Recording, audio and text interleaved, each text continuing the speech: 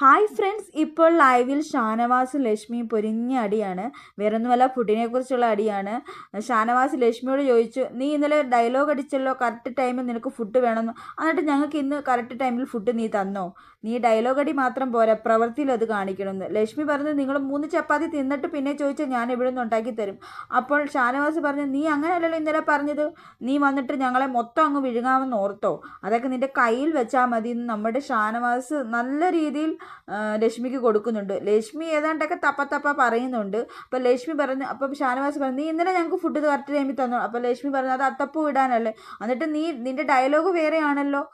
ഞാൻ കറക്റ്റ് ടൈമിൽ ഫുഡ് വേണം, എനിക്ക് കറക്റ്റ് ടൈമിൽ ഫുഡ് വേണം, അങ്ങനെയാണ് ഇങ്ങനെയാണെന്നാണല്ലോ നീ ഡയലോഗ് അടിക്കുന്നത്. നമ്മുടെ ഷാനവാസ് ശരിക്കും ലക്ഷ്മിക്ക് കൊടുത്തിട്ടുണ്ട്. കാരണം ലക്ഷ്മി എന്തോ പറഞ്ഞ് എനിക്ക് കറക്റ്റ് ടൈമിൽ ഫുഡ് വേണം, അങ്ങനെയാണ് ഇങ്ങനെയാണ്. പക്ഷേ ഇന്ന് ലേറ്റായിട്ടാണ് ഫുഡ് കൊടുത്തതെന്നാണ് നമ്മുടെ ഷാനവാസ് ലക്ഷ്മിയോട് പറയുന്നത്. അങ്ങോട്ടും ഇങ്ങോട്ടും ഭയങ്കര വാക്കുതർക്കമാണ്. ഈ കാര്യത്തിൽ എനിക്ക് ഷാനവാസിനോടാണ് യോജിപ്പുള്ളത്. കാരണം ഇന്നും അവർക്ക് ലേറ്റായിട്ടാണ് ഫുഡ് കിട്ടിയത്. അപ്പോൾ ലക്ഷ്മി ഇന്നലെ പറഞ്ഞു, എനിക്ക് ഫുഡ് വേണം,